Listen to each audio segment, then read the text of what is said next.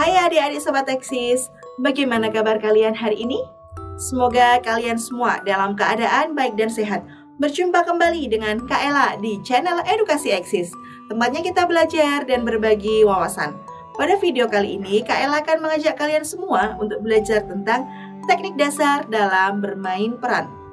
Adik-adik Sobat Eksis, berbicara tentang seni teater pasti tidak akan jauh membicarakan tentang bermain peran.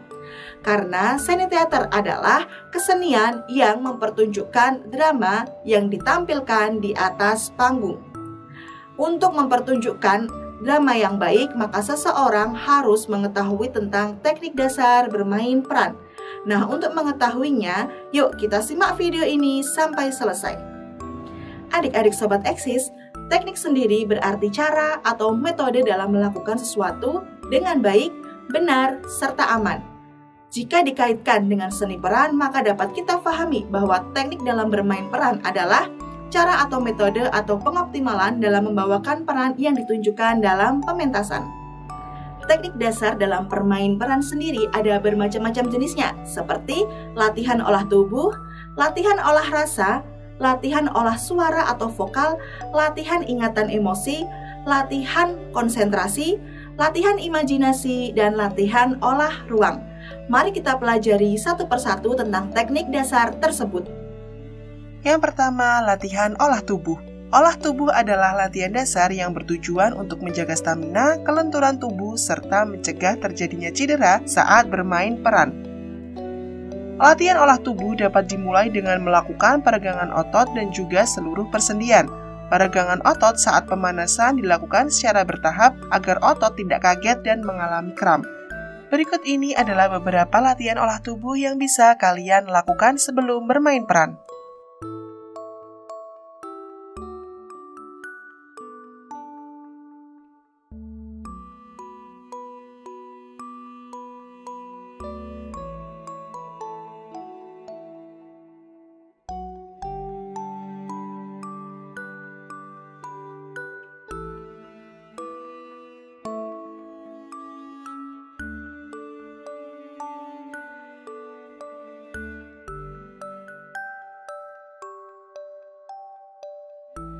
Yang kedua, latihan olah rasa.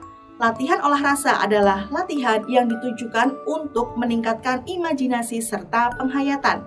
Teknik ini juga memiliki fungsi untuk membebaskan jiwa dari hal-hal yang mengikat serta membatasi dan dapat melahirkan ide serta kreativitas dalam seni peran. Rasa atau sukma adalah kekuatan dari dalam diri aktor yang kemudian ditampilkan kepada penonton melalui media-media seperti mimik atau air muka, gestur atau gerak-gerik tubuh, emosi suara atau dialog, laku dramatik, dan karakter atau perwatakan. Media-media tersebut secara langsung atau tidak langsung mutlak dapat dihadirkan karena ada dorongan perasaan yang melatar belakanginya. Dorongan perasaan tersebut diantaranya melalui pelatihan kepekaan emosi seperti rasa sedih, takut, marah, gembira, dan rasa benci. Yang ketiga, latihan olah suara atau vokal. Latihan olah suara atau vokal adalah latihan yang bertujuan untuk menjaga dan meningkatkan kemampuan vokal. Seorang pemain teater harus memiliki kemampuan untuk mengolah suara yang baik. Dengan penekanan suara, maka seorang pemain bisa menyampaikan pesan tokoh dari cerita kepada penonton ataupun pendengar. Nah, olah suara ini memiliki beberapa teknik yang harus dilakukan saat latihan, seperti teknik pernafasan, artikulasi, diksi, intonasi, dan kekuatan suara atau power suara. Dalam olah suara, setiap kata yang diucapkan harus jelas dan sesuai dengan tuntutan karakter tokoh yang diperankan. Selain itu, seorang aktor juga harus memperhatikan tekanan kata, penggalan kalimat, irama, dan juga tempo. Untuk tahapan awal dalam melakukan latihan suara dapat dilakukan dengan mengucapkan kata vokal seperti A, I, U, E, dan O sesuai dengan bentuk mulut. Yang keempat, latihan ingatan emosi. Latihan ingatan emosi atau latihan imajinasi adalah latihan yang bertujuan untuk mengolah daya khayal seseorang seolah-olah hal itu sedang terjadi atau dapat dirasakan. Latihan ingatan emosi atau latihan imajinasi ini dapat dilakukan secara mandiri atau bersama-sama. Contohnya, seperti kalian berkhayal saat sedang mendaki gunung, maka kalian bisa seolah-olah memegang tali dan berjalan seolah-olah sedang mendaki gunung. Yang kelima, latihan konsentrasi. Latihan konsentrasi adalah latihan yang bertujuan untuk memusatkan pikiran pada suatu objek dengan tujuan. Hal ini dikarenakan seorang pemeran dalam seni teater harus menghafal naskah dan fokus pada pertunjukan, sehingga pemeran dalam seni teater harus memiliki fokus dan konsentrasi yang baik. Yang keenam yaitu latihan olah ruang. Ruang dalam seni teater adalah suatu tempat yang digunakan untuk bermain peran ataupun berakting dengan perlengkapan dan set dekorasi yang dihadirkan di atas pentas. Ruang ini haruslah diisi dan dihidupkan menjadi satu kesatuan yang utuh sehingga mendukung peran yang diperankan oleh para pemeran. Ada beberapa teknik yang dilakukan dalam latihan olah ruang seperti blocking, moving, business, dan leveling terhadap ruang dan lawan bermain. Berikut ini adalah beberapa teknik dalam latihan olah ruang. Yang pertama, blocking. Blocking berhubungan dengan latihan untuk mendukung elemen artistik di mana para pemain harus mempunyai kepekaan ruang atau penguasaan panggung, yang artinya pada calon aktor harus berlatih memposisikan diri pada wilayah pentas apabila pentas diisi oleh lebih dari satu orang pemain. Yang kedua, yaitu moving atau movement. Movement artinya bergerak atau pergerakan atau perpindahan tempat.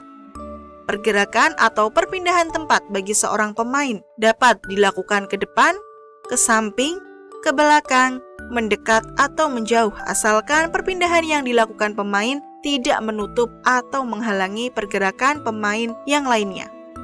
Yang ketiga, business.